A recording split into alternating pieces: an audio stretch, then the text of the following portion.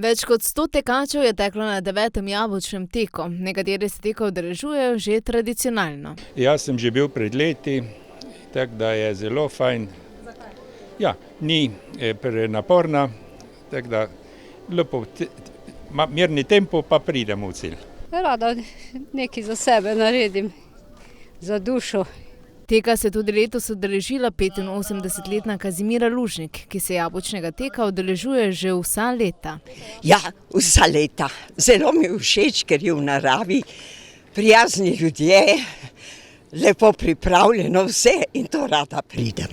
Vse čestitke, da pa ne me zdaj narobe razumeti, ampak da ste takole aktivni pri teh letih. Kaj je dober recept za to? Mislim, trudim se za to, da bi čim bolj dolgo zdrava ostala. To je vse.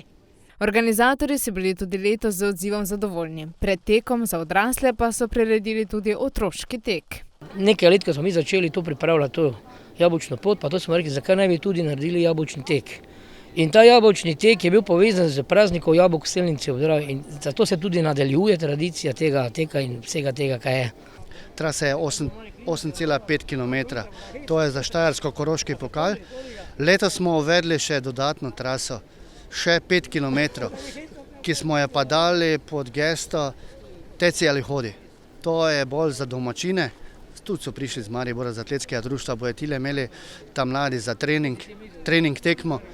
8,5 jim je preveč, 5 jim je pa taka prava dolžina. Tako da to smo uvedli not, pa da bi še bilo, ne vem, še več tega, da pridobimo, ne.